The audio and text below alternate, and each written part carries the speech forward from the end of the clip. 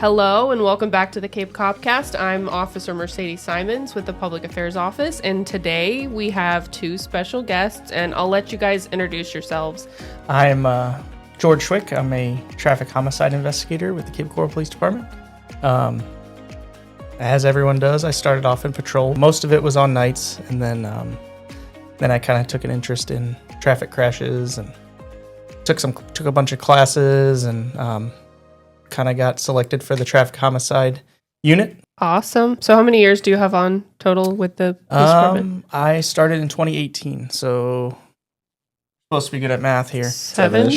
About 7 years. My name is Leonard. I am also in the traffic homicide unit. I have been with Cape now, sworn almost 9 years. Been in THI, which is the short for traffic homicide investigations, 3.5 years now. Before that, I was on patrol on nights my whole career. I enjoyed math. Wasn't my best subject, but I enjoyed it enough to take on this challenge. It's similar to engineering, and definitely a challenge, but I enjoy it. So speaking of math, what all goes into one of your THI investigations? We get called out if there's a fatality or injuries that are likely could result in a fatality. Every crash, every case is different as far not all of them actually require math, but sometimes you can use math to figure out some unknowns that you don't know. It doesn't always work out depending on the dynamics of the crash, depending on the speed. Depends on a lot. But when you can do it, it is satisfying when it all works together and kind of completes the case. So, would you say that speed is the most frequent answer for why a crash resulted in a fatality? I think they kind of go hand in hand sometimes with multiple. It could be speed. It could be lack of seatbelts, not wearing restraint device. It could be inattentiveness or impairment. It all is very dependent on the crash, but speed can play a factor for sure. Speed, impairment, and safety, like restraints, stuff like that, would probably lead to fatal injuries, stuff like that, more than anything else. Or unless it's sometimes there's a medical issue that happened which causes the crash, but that's kind of different. Out of the cases resulting in an arrest, what are some of the most interesting cases that you've had that you're the most proud of that you've worked? Hit and runs are definitely satisfying to me because obviously if somebody's leaving the scene, they're most likely hiding something, whether they're impaired at the time of the crash or they have some issue with a driver's license or criminal history that they're concerned about, whatever the case may be. When you can locate them and get justice for the other involved parties, especially when we get called out, there's injuries involved, and it's typically a serious injury where their life's been forever changed because of the injuries. So when you can find the person and provide justice to them, it's definitely rewarding. A lot of times we figure out who it is, which I don't know that we have any that are outstanding where it's a hit and run with an unknown of anything and we aren't able to figure out who it is. And a lot of times people that leave the scene, maybe they're not even at fault for the crash, but the fact that they leave the scene and it caused a fatality and they did not stop to report it or something like that. Now it's a big felony that's 10 plus years in prison if you get convicted. Whereas maybe you're not even at fault for the crash, right, or maybe you just get a ticket for the crash, depending on the circumstances. Yeah, even if you are at fault, and it's just a generic fatality, there's no criminal aspect to it. I don't say generic fatality lightly, but there's no other aggravating circumstances. It's could be a year suspension on your driver's license and $1,000 fine. Exactly. So like for the people that don't have a driver's license or their driver's license is suspended, if they don't stop and stay at the crash, your consequences are going to be exponential comparatively. Absolutely. And you guys have a pretty good solve rate so far as what you do in the cases that you go through. to really try to figure out who did it, what happened, and what all the factors were. And all that kind of ends up being very interesting, just how all that plays out with your investigation and math and having witnesses and video cameras. And there are just so many pieces that go into that puzzle for sure. Yeah, witnesses that stick around after crashes help us tremendously because obviously we're responding after the fact. So we have to rely on video, witness testimony, evidence we gather on scene to build a case. But when citizens take a few minutes out of their time to stick around, and sometimes it turns into a little more than a few minutes by the time we get there. But when they do, it helps us out tremendously because it goes into identifying parties involved in the cases that much faster. And sometimes they're key witnesses for putting somebody behind the wheel or seeing a vehicle description, whatever the case may be. They're there before officers are there. So they can fill in the blanks. I can think of certain crashes where we're looking at the scene evidence, and we're like, wait, this shouldn't be here. Like, why is this? I'm thinking of a specific one, a motorcycle one that you had, and it's like, why is this motorcycle here? Did someone move this? But all the officers, no one moved it. We find a witness later, and they're like, oh yeah, we moved the bike over here. We're like, oh, well, we knew Makes it was sense. moved, but the witnesses that are there help fill in those blanks of why stuff is the way it is. Witnesses are key. That's helpful. Yeah, on any crash, if witnesses stick around, I like to thank them. Be like, hey, thank you for sticking around, because a lot of people, they just see the crash, they're like, oh man, that's real bad, and then they just keep on driving. And it's like, maybe you're the one that saw the key piece of evidence or saw something that is crucial to the investigation that could help us out. I mean, sometimes we can track down witnesses after the fact, which we have done. It's not illegal. It just sucks. Right. Like, They're not doing anything wrong. It definitely helps us. Yeah. We love our firefighters, but if they tell you to leave before we get there, please stick around. And that's for every accident beyond injury, hopefully, but especially when honestly, any incident, if you happen to see it, your being there and providing that information helps tremendously in any investigation. Mm-hmm. And with crashes, sometimes they'll try to get people to, maybe if their car stopped in the middle of the road, maybe that's causing another issue. So maybe they're trying to make you move or leave because of where you're at. But if you can stick around the area, maybe pull into a nearby parking lot, pull over to a safe area so that you're not in the way. Sometimes that's another thing with like with firefighters, they don't want too many people in their way while they're trying to help save someone's life. So they'll probably yell at people to get out of here. We don't need you in the way, but they're trying to do their job. So definitely, just like you guys. Absolutely. So we have THIs, and then we have our drone program, which you guys are both pretty well integrated into the drone. You're a drone instructor? He is. I know this kind of came into play, like a year and a half ago now, but you guys, as the traffic homicide investigators, it was kind of the place that made sense for you guys to have and train with the UAVs. The reason, I guess, what we use them for is, even before we had drones, we used 3D scanners, like 3D scan technology to document our scenes with, which is really good technology to use. But with the drones, what they could do for us is it can provide an aerial, like a top-down view of a scene. It's using photos to create a 3D image of a scene. So you can 3D scan with them as well, but you get a different perspective that fills in the voids from what we scan from the ground, because an aerial perspective in crash investigation is amazing because you can see things that you can't see when you're just standing over top of it. You get an aerial bird's eye view, and it really helps paint the picture of where vehicles move throughout the crash. And that can be included in the case as part of the evidence, that if it goes to court or something like that, the jury can see like a nice top-down view of what the scene was like. And as they come out with newer technology, we need to make sure we're keeping up with that. And the newer technology has better capabilities. And how does it change from like a THI investigation using drones to patrols investigations?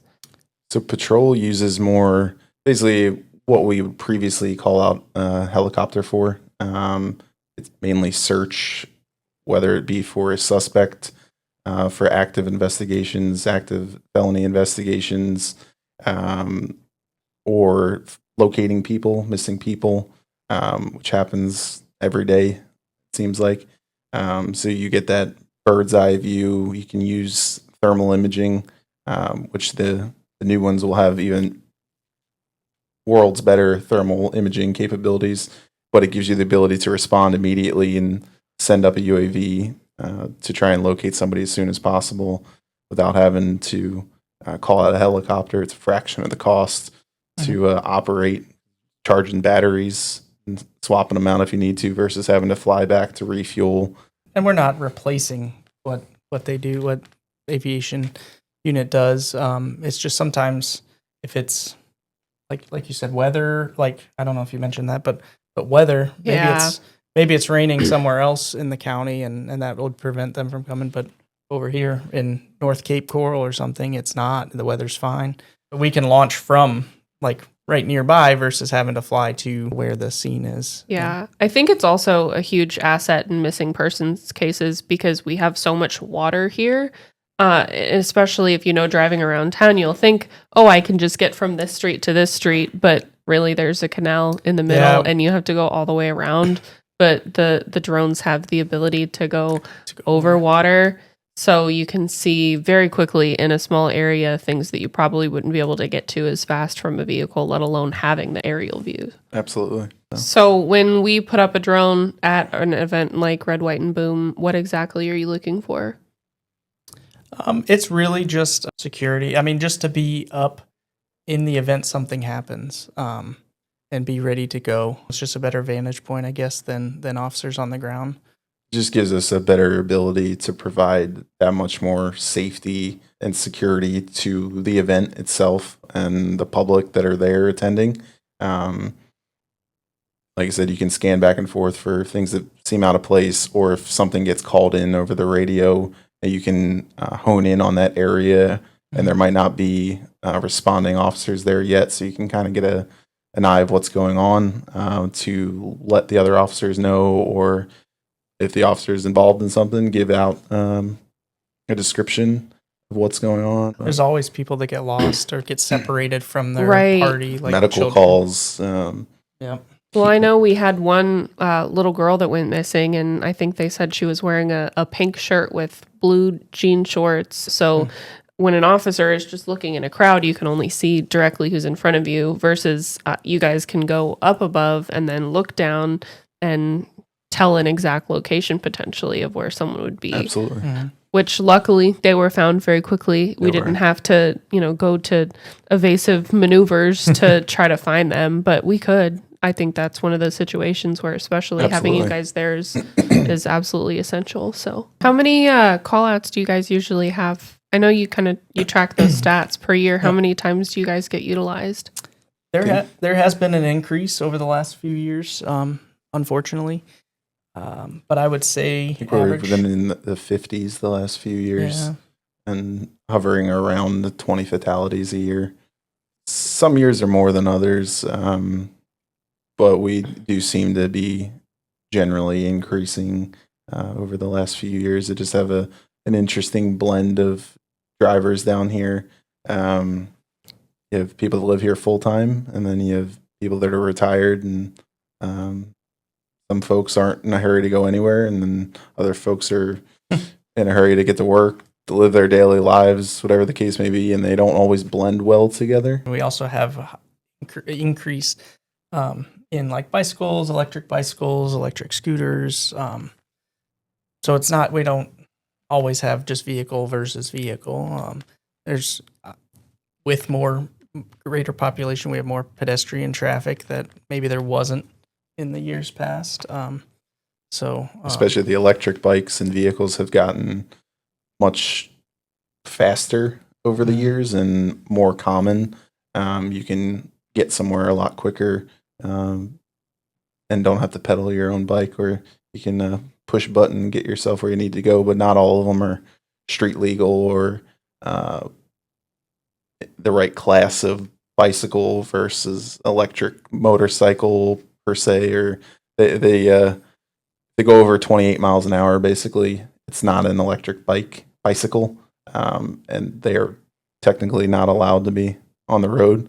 Or on the sidewalk. Or on the sidewalk. So Can't ride. They're not street legal. It's no different than riding an ATV or side by side that's not street legal down the road. Same thing with those electric dirt bike vehicles that can go over 28 miles an hour. Yeah, I think that's one really important thing for people is if you buy one of the electric vehicles or golf carts or whatever, just know your law, because Absolutely. I think 95% of Cape Coral, you can't have a golf cart unless it's registered. We don't have golf cart zones in neighborhoods. That's not a thing. If you're 16 years old and you're driving mom and dad's golf cart down the street and it's not a registered motor vehicle, you don't have a license, that's technically a criminal offense. And I don't think people realize that when they let their kids drive around. Correct. Yeah, definitely do your research. And even some of the electric bikes that go up to 28 miles an hour, the standard bike helmet is not designed to go get into a crash, God forbid, at 28 miles an hour.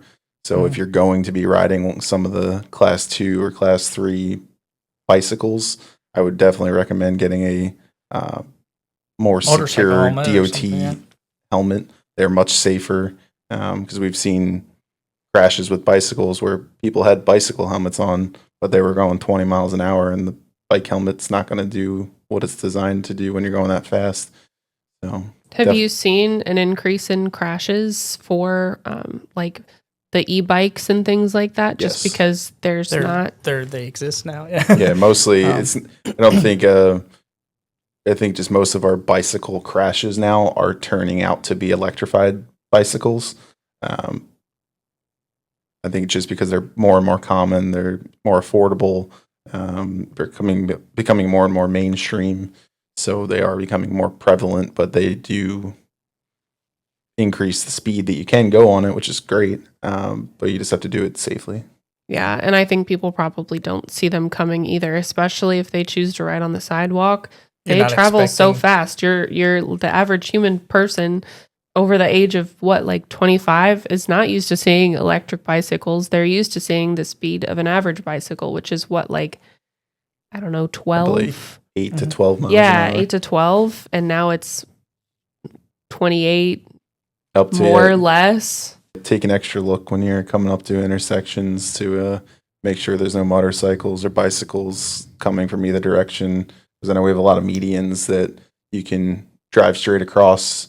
When you make that turn, make sure obviously there's no bikes, because they are smaller objects, so you don't see them as easily. But unfortunately, we have a lot of vehicles that pull out in front of them, and they say they never saw them, and obviously that's why the crash occurred. But just take an extra second or two to look for those smaller objects, and then it could save somebody's life. Definitely. The goal is always to have 0 fatalities. That's the goal. That's why we send out so many, officers onto the street to run traffic operations and things like that. You just had one the other day, and you guys had hundreds. Yeah, a few hundred stops. And 250, I think, somewhere around there. Yeah, with hundreds and hundreds of citations. And that's just, you could sit there and write them all day, which obviously you guys did. But sometimes it feels like it doesn't make a dent just because we only have so many officers with so much time to sit there and write tickets. But that's where everybody has to do their part and make sure that you drive safe and look for the pedestrians and the bicycles so that there are less accidents. If everyone drove cautiously, there would be no accidents, but it's also your job to be a defensive driver and try to prevent those as well. Absolutely. Everybody has an obligation to basically drive your vehicle in a way to avoid causing damage or injury to anybody else, whether it's your fault or not. Some road rage can occur, but try to just let it not bother you and move on with your day. So that way nothing else advances and turns into more of an issue down the road with aggressive driving or whatever the case may be. And if somebody's driving that bad, call it in and let us take care of it. Exactly. We're better trained to handle situations like that than the average person. It's not for you to handle. It's not for you to say, hey, you didn't stop at that stop sign. Let the police handle it. Call. You can always report that we have, hey, we need increased patrols in my neighborhood in the morning because people are speeding or not stopping at the stop sign. And I'm sure we could talk all day. Well, we are so thankful for everything that you guys do. There are a lot of really crucial investigations, especially those involving fatalities, that have to be handled with extreme sensitivity and professionalism. And I think you guys get nothing but accolades. You do a great job. And obviously, it's important for people to remember that those investigations are a lot more involved. They take a little bit more time. But at the end of the day, I think it really shows that you guys have the results on the table, that either an arrest occurs, you guys are able to determine exactly what happened to make sure that, you know, Cape Coral is taken care of safe. The investigations are done well. And we're just very thankful overall for what you guys do and the amount of work that you put into those. Absolutely. Well, thank you. All right. Thank you guys for joining us. And for everybody else in Cape Coral, stay safe. Thank you for listening to the Cape CopCast, where we dive into the heart of the Cape Coral Police Department's safety initiatives, community relations, and the insightful stories of different officers that make up our department. Please like and share our podcast. If you have feedback, you can email capepdpao@capecoral.gov. And remember to follow us on social media. Our handle is @CapePD on all major platforms. Stay safe, stay Cape.